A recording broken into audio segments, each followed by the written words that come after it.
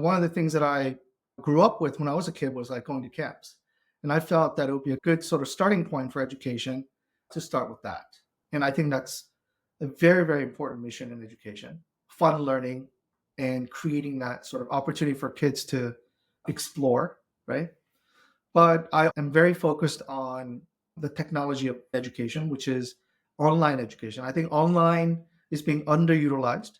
And currently, I also operate a company that sort of teach foreign languages to high school students in the US for credit.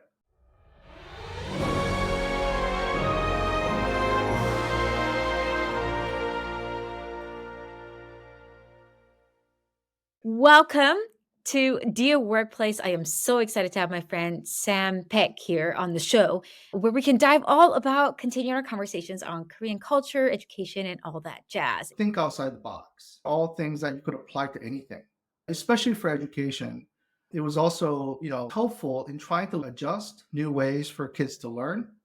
So I think to a large extent stuck with me, I think really throughout my life. When I was raising my children, it'd be great if we could actually have a program if they could expose the kids to Korean culture early, because there's really no formal programs out there. That's the kind of program we need to develop for children of Korean diaspora. So I think you need to be able to sort of help children understand from their point of view, right? As a parent raising my children, I never found that program. So I felt, okay, let's make one. And so that's why I started this Momo Camp. Yeah. We wanted to run a program that's for older kids.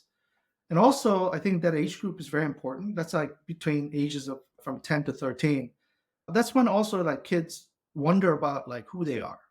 They really try to understand, why do I look the way I do? And this is when they begin to sort of question their identity or try to develop their identity. And so I felt that this would be a good age group to work with when they have those questions already, and have it bring them to Korea and discuss these as and when they're ready to discuss them, right? I mean, I think a lot of parents think that play is bad, but actually, let's say animal, when they're younger, they learn through play, and that's instinctual. That's the best way that they learn. And also in a camp, you are in a situation where you have so many different things happening, right? And kids can try different things. But it is also like summer. It's downtime. It's decompressing time to sort of get away from like sitting down hour by hour and doing homework, right? It is really a time to be like experiencing new things and learning through experience. I think the thing about Korea is that its history is really about survival and resilience. Because if you look back at Korean history for the last, let's say, 4,000 years, and actually there's a Wikipedia map that shows you where all the conflicts were in the world, right? That's a really cool map, yeah? And then they do the dots, right?